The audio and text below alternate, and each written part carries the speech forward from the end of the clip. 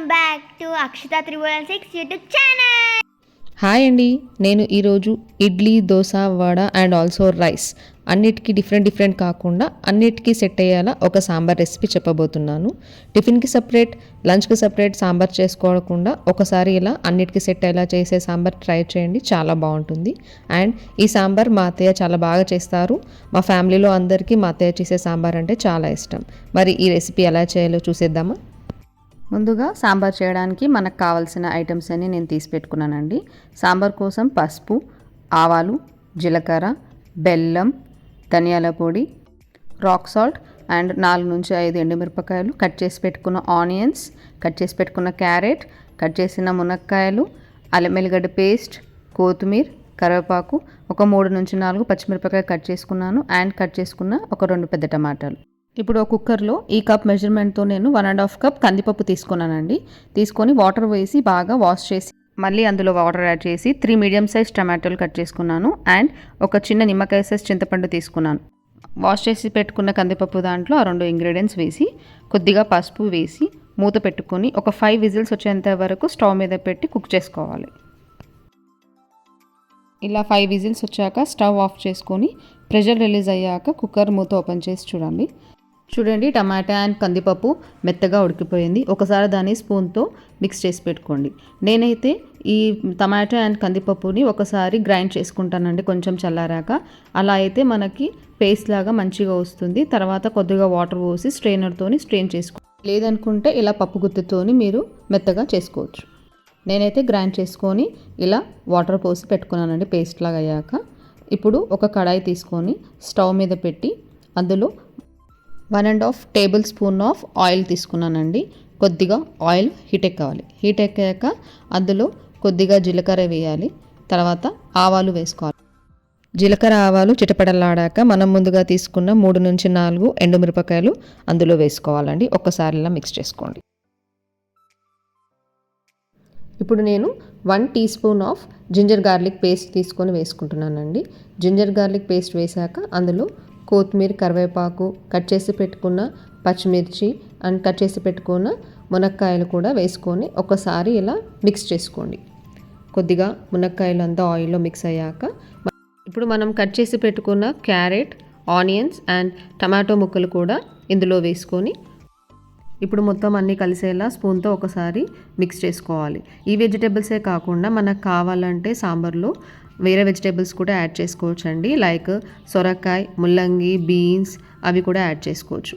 ఇప్పుడు మొత్తం ఒకసారి మిక్స్ చేసుకున్నాక అందులో చిటికెడు పసుపు వేసాను, 1.5 టీ స్పూన్స్ ఆఫ్ ధనియాల పొడి వేసానండి.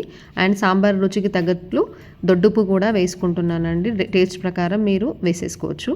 అండ్ నేను ఇందులో ముందుగా తీసి పెట్టుకున్న బెల్లం వేస్తున్నానండి. బెల్లం అప్రాక్సిమేట్లీ ఒక పెద్ద నిమ్మకాయ సైజ్ కంటే కొంచెం పెద్దగా నేను బెల్లం తీసుకొని అందులో వేసుకున్నాను. ఇప్పుడు ఒకసారి స్పూన్తో మొత్తం ఆయిల్ అన్ని వెజిటేబుల్స్కి పట్టేలా ఒకసారి మిక్స్ చేసుకోవాలండి. ఒక 2 మినిట్స్ ఈ వెజిటేబుల్స్ అన్నీ ఆయిల్లో కుక్ అయ్యేలా మూత పెట్టి కుక్ చేసుకోండి. ఒక 2 to 3 మినిట్స్ తర్వాత మూత తీసి వెజిటేబుల్స్ అన్నీ స్పూన్తో ఒకసారి మిక్స్ చేసుకోవాలండి. ఇలా మిక్స్ చేసుకున్న వెజిటేబుల్స్ దాంట్లో మనం ముందుగా గ్రైండ్ చేసి పెట్టుకున్న కందిపప్పు అండ్ టమాటో మిక్స్చర్ ఉంది కదండి, అది వేసుకోవాలి.